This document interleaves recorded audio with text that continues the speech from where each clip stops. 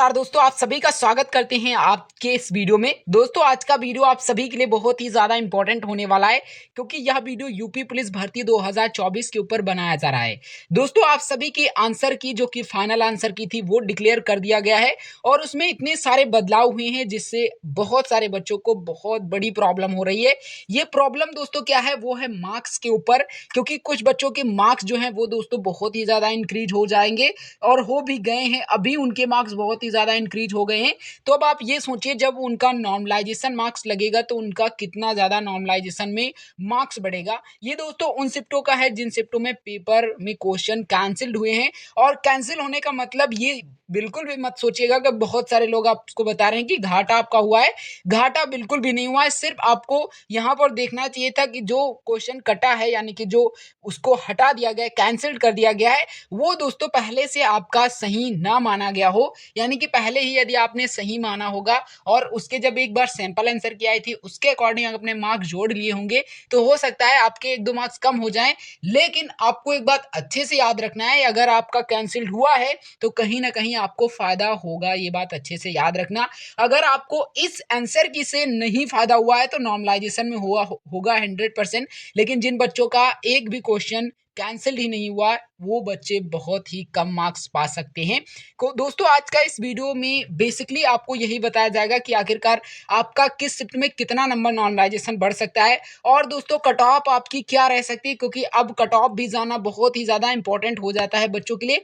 क्योंकि भाई अब कट ऑफ का पूरा पैटर्न बदलने वाला है। क्योंकि दोस्तों अब ने हमने पहले ही आपको डिस्कशन कर दिया, अभी वीडियो में डिस्कशन कर देंगे। और दोस्तों क्या फिजिकल आपका 30 नवंबर तक स्टार्ट हो जाएगा, तो फिर रिजल्ट कब तक आएगा, क्योंकि फिजिकल की बहुत जोरों शोरों से तैयारी हो रही है। यूपी पुलिस की तरफ से कराई जा रही है। आप देख लीजिए ग्राउंड भी सफा हो रहे हैं, नोटिस के ऊपर नोटिस जारी हो रही है। तो आप ये बात अच्छे से याद रखिएगा, आप लोगों को फिजिकल अभी से करना चाहिए, ठीक है। अगर फिजिकल लेकर कोई भी अपडेट आती है तो वो हम आप तक जरूर पहुंचाएंगे। इस वजह से चैनल को जरूर सब्सक्राइब कर लीजिएगा, ओके। सबसे पहले दोस्तों हम बात कर लेते हैं आपके रिजल्ट की ही। तो दोस्तों मुझे पता है कि आप में से बहुत सारे बच्चे, यूँ कह सकते हैं सब बच्चे, आप एक्स चलाते होंगे। एक्स का मतलब यहाँ पर ट्विटर है क्योंकि उसका नाम परिवर्तित कर दिया गया है। यहाँ पर देख लीजिए उसके बारे में यहाँ पर दिया गया है। अब यहाँ पर रिजल्ट के बारे में सबसे ज़्यादा कहाँ पर दिया गया है, तो आप ये देखिए नवंबर के तृतीय सप्ताह में आपका दोस्तों जो है रिजल्ट डिक्लेयर कर दिया जाएगा। एक बात अच्छे से याद रखिएगा कि आपका जो 14 तारीख के बाद, यानी कि 14 तारीख के बाद किसी भी समय आपका रिजल्ट 100% डिक्लेयर किया जा सकता है, ओके। डिक्लेयर करने का मतलब है कि आपका दोस्तों जो मेरिट लिस्ट में, फिजिकल की मेरिट लिस्ट में नाम आया है या नहीं आया है, ये दोस्तों आपका पता चल जाएगा। और आपकी कट ऑफ क्या रह सकती है ये भी दोस्तों आपको पता चल जाएगा। अब दोस्तों यहाँ पर एक बात अच्छे से याद रखिएगा कि बच्चे ये डाउट में हैं और बहुत सारे वीडियोज भी बन चुके हैं कि कैंसिल नंबर के किस हिसाब से दोस्तों नॉर्मलाइजेशन में मतलब नंबर बढ़ेंगे। तो दोस्तों आप सभी को पता होना चाहिए कि एक हाई कोर्ट के ऊपर एक रिट पिटीशन आई थी जिसमें दोस्तों बताया जा रहा था कि आपको वो नंबर हम बता रहे हैं, संख्या नंबर बता रहे हैं। अगर आप इसको गूगल पर सर्च करते हो तो आप बहुत ही आसानी पूर्वक उस पिटीशन के बारे में जान जाओगे जिसके अकॉर्डिंग आपका नॉर्मलाइजेशन दोस्तों होने वाला है, ठीक है। जिन बच्चों के पेपर में कैंसिल्ड हुए हैं क्वेश्चन, तो दोस्तों आपको गूगल पर टाइप करना है, ठीक है। गूगल पर आपको टाइप करना है रिट पिटीशन, ठीक है। पिटीशन, यहाँ पर पिटीशन इस तरह लिखिएगा, थोड़ा इसको हम पिटीशन, ठीक है, 2669 और यहाँ पर करना है। फिर MB भी लिख देना है, MB 69, फिर MB लिख देना है और आपको 209। ये दोस्तों आप गूगल पर सर्च करिएगा, ठीक है। गूगल पर आपको ये सर्च करना है। फिर दोस्तों आपको यूपी पुलिस की तरफ से एक ऑफिशियल वेबसाइट आएगी, एक इलाहाबाद हाई कोर्ट की तरफ से वेबसाइट आएगी और एक दो और भी वेबसाइट आ जाएंगी। उसमें से अगर आप किसी पर भी क्लिक करते हो और इस पिटीशन को देख जाते हो और इस पिटीशन में जो नियम बताया गया है, स्केलिंग नियम, वो अगर आप जान जाते हो तो आपको 100% पता चल जाएंगे कि किस हिसाब से आपका दोस्तों नंबर बढ़ेगा जिन शिफ्टों का पेपर कैंसिल हुआ है, ठीक है। तो इस वीडियो में बेसिकली इसके बारे में नहीं डिस्कशन करने वाले हैं। आप बहुत ही अच्छे से इसको जाकर वहां पर देख सकते हो ताकि आपको 100% क्लियर हो जाए, ओके। तो दोस्तों यहाँ पर आपने ये समझ लिया। अब दोस्तों बात करते हैं कि सबसे ज़्यादा अगर नॉर्मलाइजेशन में किसी को फ़ायदा होगा तो वो कौन-सी होगी? हम दोस्तों यहाँ पर सबसे ज़्यादा का लेकर चल रहे हैं, यानी कि सबसे ज़्यादा, तो मेरे हिसाब से 31 तारीख की सेकंड शिफ्ट को ही सबसे ज़्यादा फ़ायदा देखने को मिल सकता है।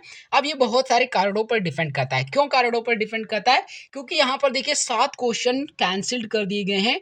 अब ये एक बात अच्छे से याद रखना है, जो क्वेश्चन सही ही नहीं थे, आयोग ने खुद सही नहीं माना है, तो उन क्वेश्चनों को बच्चे करते वक़्त कितना ज़्यादा डिस्टर्ब हुए होंगे।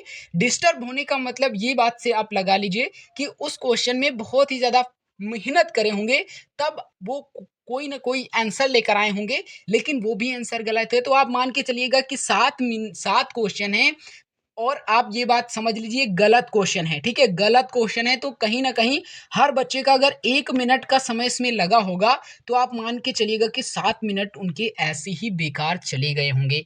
अब दोस्तों समय भी उन बच्चों का कम हो गया और क्वेश्चन भी कम हो गए, तो अब आप ये एक बात अच्छे से याद रखिएगा कि इस शिफ्ट को सबसे ज़्यादा फ़ायदा हो सकता है नॉर्मलाइज़ेशन में भी और नंबर बढ़ने में भी, मतलब आंसर की के थ्रू।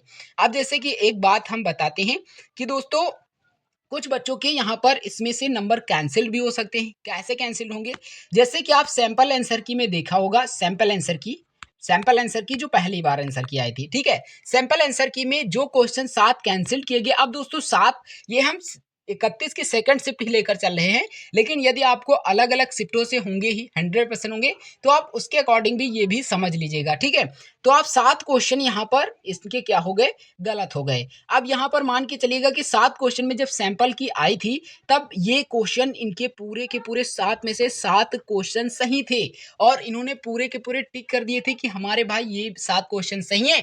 तो दोस्तों यहाँ पर उनके मार्क्स 100% कम ही होंगे, क्योंकि इनके जब ये क्वेश्चन कैंसल हो गए हैं, तो ऑफ कोर्स यहाँ पर इनके कुछ नंबर कम हो सकते हैं, क्योंकि ये मार्क्स उसमें कटेंगे जो सही हैं। मुझे पता है कि ये कॉम्प्लिकेटेड नहीं है, लेकिन इस तरह कॉम्प्लिकेटेड आपको लग रहा होगा, लेकिन जो हमने आपको रिपीटेशन बताया है गूगल पर सर्च करने का, उस तरह से अगर आप देखते हो और वहाँ पर जो मेथड दिया है उसी को अप्लाई करते हो, तो आपके कितने नंबर एक्चुअल में बन रहे हैं 100% पता चल जाएगा, ठीक है?